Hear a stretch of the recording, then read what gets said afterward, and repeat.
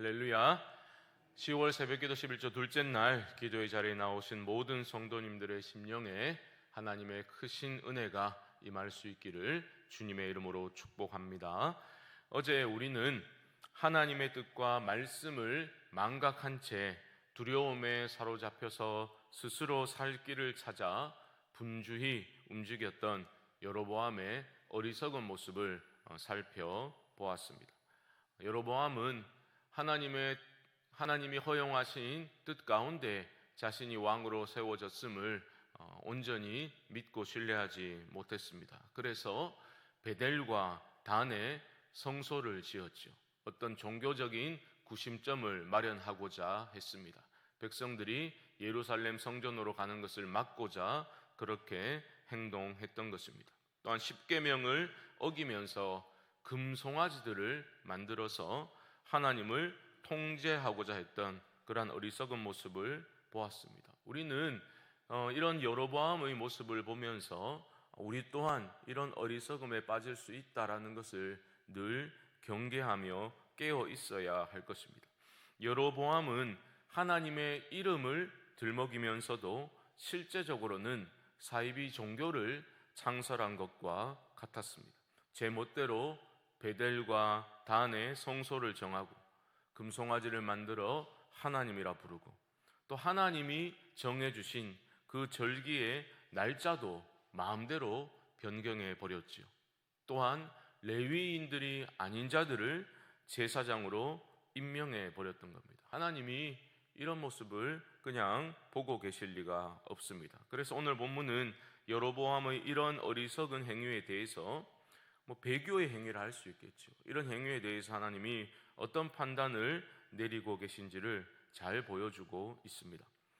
우리가 먼저 주목해야 할 것은 하나님의 말씀과 상관없이 자기의 열심으로, 자기 능력으로, 자기 지혜로 나라를 굳건히 하려 했던 여로보암의 모습을 다루면서 성경 기자는 반복적으로 여호와의 말씀이라는 표현을 계속해서 사용하고 있음을 발견하게 됩니다.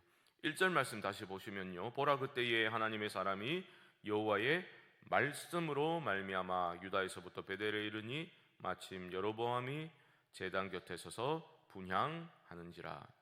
하나님의 사람이 등장하지요. 베델에 이르게 됩니다. 그런데 이것은 여호와의 말씀으로 인한 것이다 분명히 밝히고 있습니다. 하나님의 사람이 베델에 도착하였을 때 여로보암이 무엇을 하고 있었습니까? 불법적으로 제사를 드리고 있었습니다. 그 모습을 보고서 하나님의 사람은 제단을 향해 하나님의 심판을 선포했던 거죠.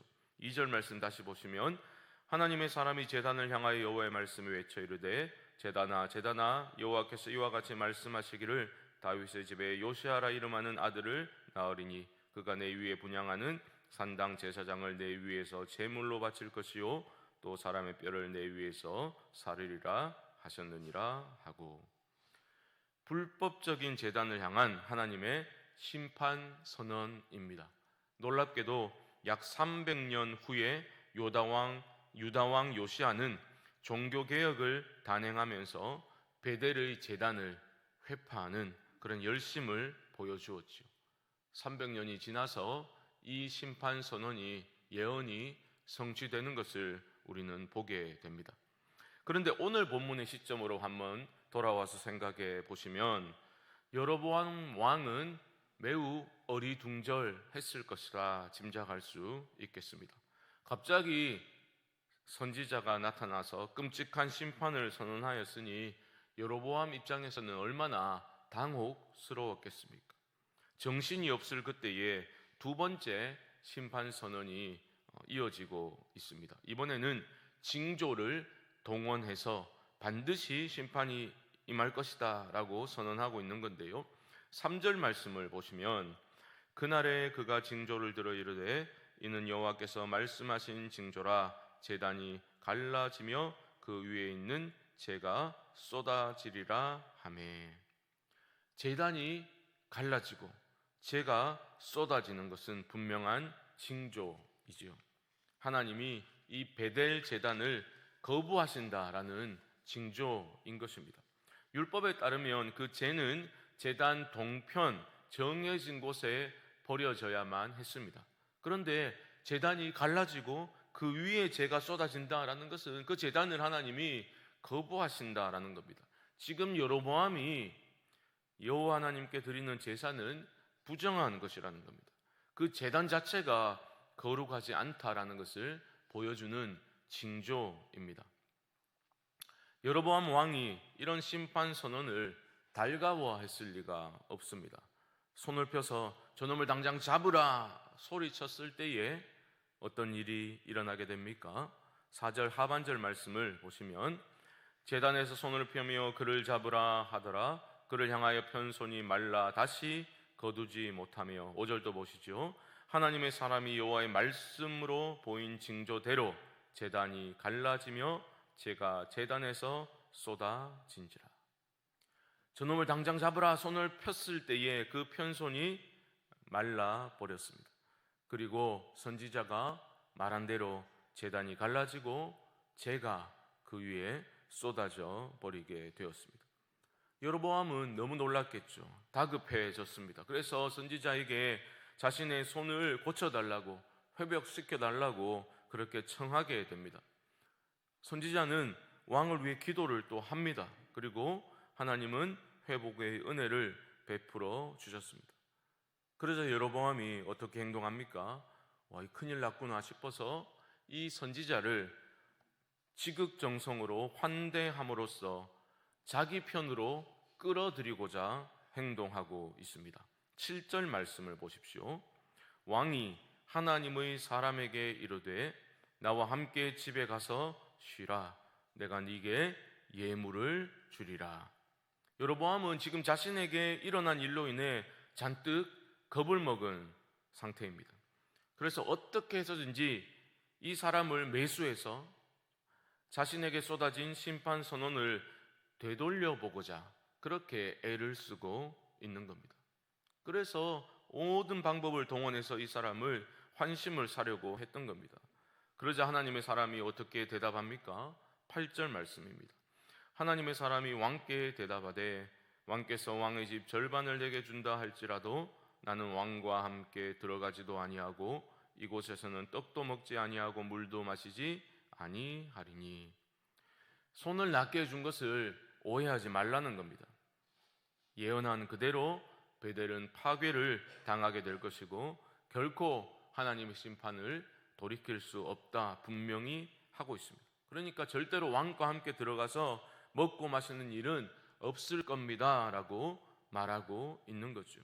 그 이유는 너무나 단순하고 분명합니다. 9절 말씀 보십시오.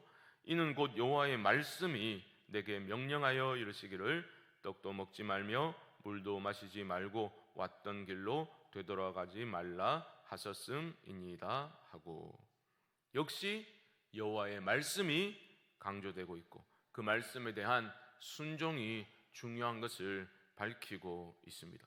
여호와의 말씀과 상관없이 자기 마음대로 제단을 쌓고 절기를 정하고 하나님을 자기가 만든 헛된 것들 안에 가두려고 했던 여로보암과는 너무나 다른 하나님의 사람의 말씀에 순종하는 모습입니다. 이런 대조적인 두 모습을 보면서 우리는 이 아침에 기도할 때 나는 어느 편에 서 있는지, 나는 어느 편에 서야 할지를 다시 한번 생각하고 결단하는 시간이 있어야 할 것입니다. 생각처럼 쉽지는 않을 것입니다. 우리 또한 우리의 연약함과 어리석음에 빠져서 하나님의 말씀보다는 나의 상황과 나의 필요를 기준으로 삼아 얼마든지 행할 수 있는 그런 연약한 사람들이기 때문입니다. 하지만 우리는 연약하지만 우리 안에 계시는 주님은 강하시기 때문에 우리는 날마다 주님의 도우심을 구하며 나아가야 할 것입니다.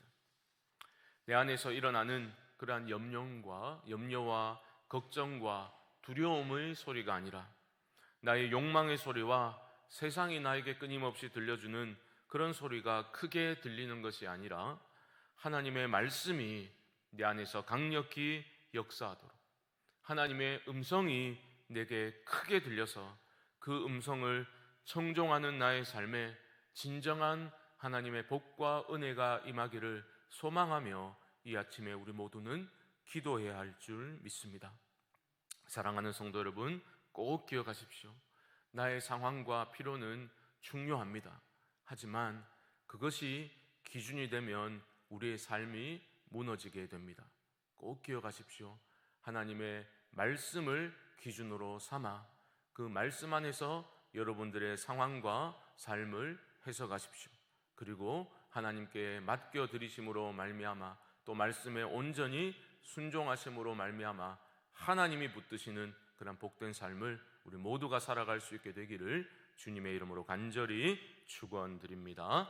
기도하겠습니다. 하나님, 우리의 삶이 선하고 강한 하나님의 손에 있음을 믿습니다. 우리가 믿는다고 말하지만 우리 현실의 삶 속에서 여러 가지 문제들이 일어날 때에 우리는 늘 하나님보다 앞서 행하려고 그렇게 분주히 움직일 때가 얼마나 많은지 모릅니다.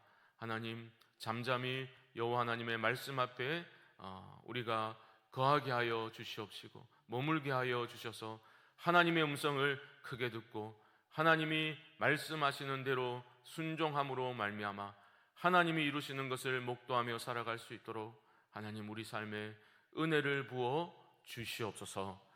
지금은 우리 주 예수 그리스도의 크신 은혜와 하나님 아버지의 무한하신 사랑하심과 성령님의 교통하심이 오직 말씀을 기준으로 삼아 말씀에 순종하는 삶을 살기를 소망하는 사랑하는 성도님들의 심령 가운데 지금부터 영원토록 함께 있을지어다.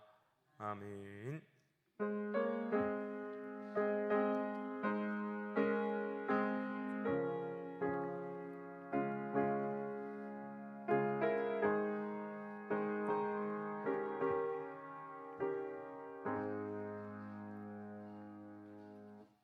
우리 시간 합심을 한번 기도합시다. 말씀을 기억하며 기도하실 때에 하나님의 말씀 앞에 날마다 머물게 하시고 하나님의 말씀이 크게 들리게 하셔서 주의 말씀을 기준으로 삼아 순종의 삶을 살게 하여 주시옵소서. 금요일은 나라와 민족을 위해서 기도하는 날입니다. 하나님, 우리나라를 긍휼히 여겨주시고 회복의 은혜를 부어주시고 한국교회가 복음으로 돌아가 깨어나게 하여 주시옵소서. 행복의 초대를 위해서 기도합시다. 11월 12일 감사와 기쁨의 날이 되게 하시고 하나님께 열매 드리는 날이 되게 하여 주시옵소서. 우리가 품은 태신자들을 위해서 기도할 때에 하나님 모든 미혹의 영들이 떠나가게 하시고 복음의 영광스러운 광채가 그들의 심령에 밝게 비추어질 수 있도록 하나님 은혜 베풀어 주시옵소서. 우리 안에 있는 염려와 두려움은 또한 불안은 떠나가게 하여 주시옵시고 하나님이 명령하신 것에 기쁨으로 순종할 때에 우리 삶에 놀라운 복과 은혜가 임하는 것 또한 경험할 수 있도록 하나님 이 모든 과정 가운데 우리와 함께하여 주시옵소서. 이 외에도 개인적인 기도의 제목들을 가지고 우리 주님의 이름을 한번 부르고 기도하겠습니다. 주여, 하나님 감사합니다. 생명 주시고 이 아침에 우리 말씀 앞에 세워주심을 감사합니다. 하나님이여, 우리의 심령을 들여다봅니다. 우리 내면을 점검합니다. 하나님보다 앞서지 않게 하여 주시옵소서. 기다리고 기도하고 인내하고 하나님 말씀하시면 움직일 수 있는 그러한 훈련이 우리 안에 있게 하시고 하나님 아버지, 나의 뜻과 나의 지혜로 나의 열심으로 무엇을 이루고자 발버둥치는 삶을 내려놓고 하나님 우리 삶의 주인이신 목자이신 주님의 음성을 청종하며 살게 하여 주시옵소서. 하나님의 나라와 민족을 긍휼히 여겨 주시옵소서.